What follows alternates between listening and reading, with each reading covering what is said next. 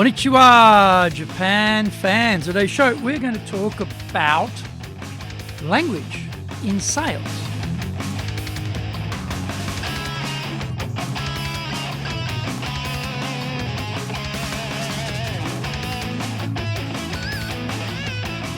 Zaegyo desu.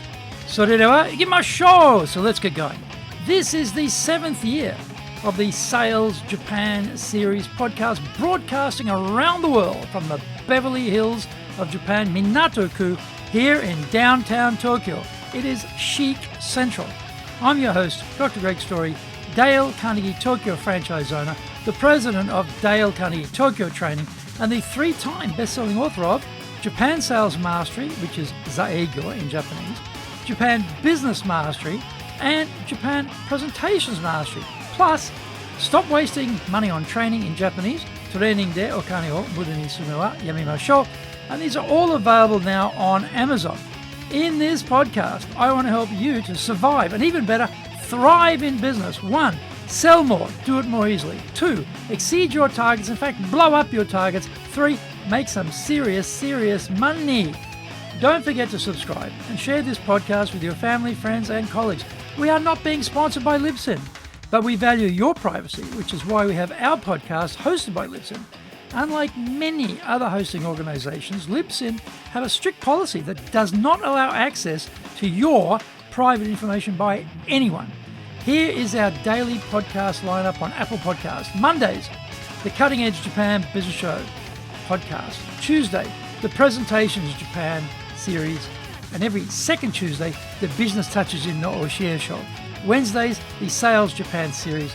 Thursdays, the Leadership Japan series. And every second Thursday, the Business Pro Podcasto Show.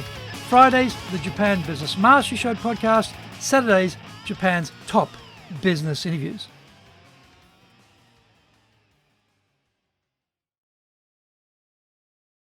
Now, this is episode number 327.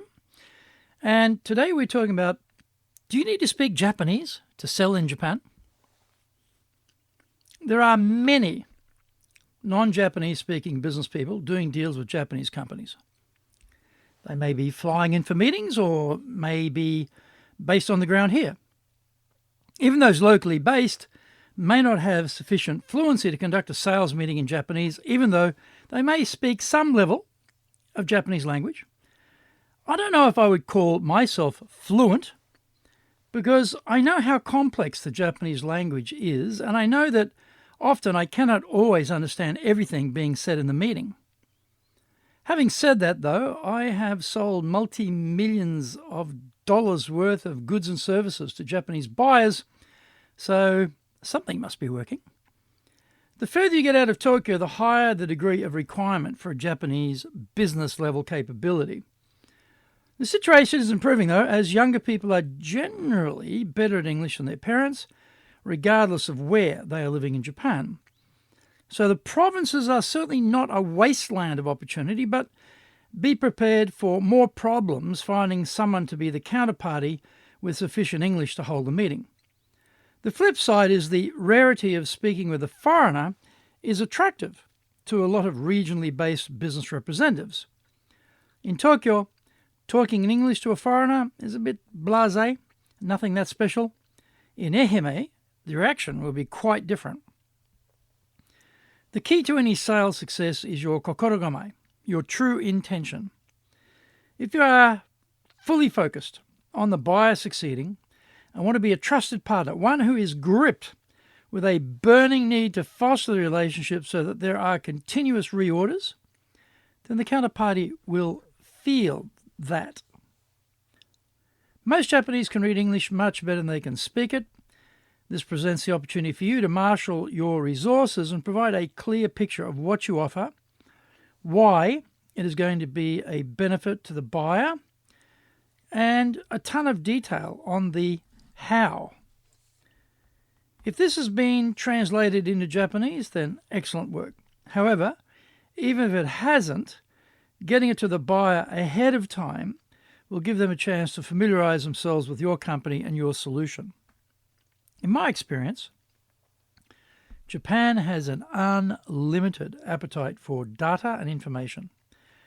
The risk aversion current is so strong here that surrounding yourself with lots of data is like putting on your armor to protect yourself from making a mistake. So come packing heavy with data and keep giving them data throughout the interaction. Think Baroque. No, try that again. Think a Baroque rather than a Zen-like approach. Following up in writing to clarify what was discussed is also an important tool to make sure we all understood what was decided. This is particularly important for the next action steps. When expectations are blurry and misunderstood, the trust element takes a whack, which we certainly don't want to see happen. I have a very poor memory. In fact, as I get older, it's becoming worse. A long time ago, I read this little gem. The faintest ink is superior to the best memory. I take copious notes of all meetings so that I have a record to consult on what needs to happen next. Find out more. We come back from the break.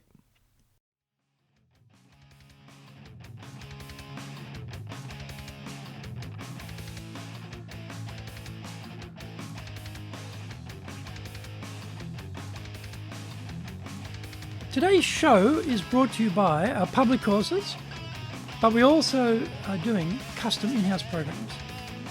We do them in both Japanese and English. We do them in our super safe classroom and live online. On February 13th and also on the 25th, we're doing our Dale Carnegie course, leadership, communication, people skills, stress management, presentation skills as well. This has got a very nice balance to it. Plus, it really works on helping us to come out of our comfort zone and to put our hand up, volunteer, push ourselves forward, challenge, try and go to the next level, get out of our mindset that may be holding us back. On the 13th of February, leadership training for managers, delegation, planning, innovation, holding meetings, dealing with mistakes, communication, coaching, performance assessment. This program has got the entire kit you need to be a leader. On the 14th of February, we're doing our Winning with Relationship Selling program. This is looking at the key in a buyer-seller relationship is the relationship. Do they trust you? Do they feel you have actually their interests as a centerpiece of what you're doing? Are they seeing you as a lifetime partner? Are you a reliable, trusted advisor? This program teaches you how to do all the sales cycle techniques you need, plus how to build that relationship.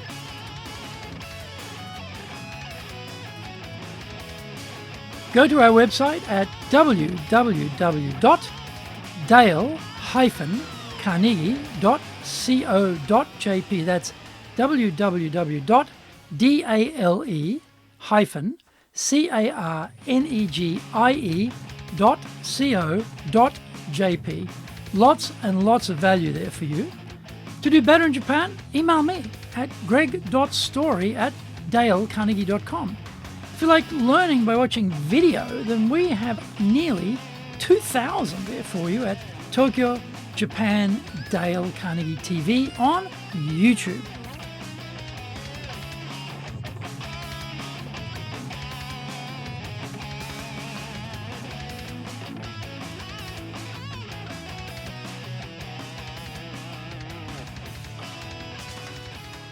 Welcome back.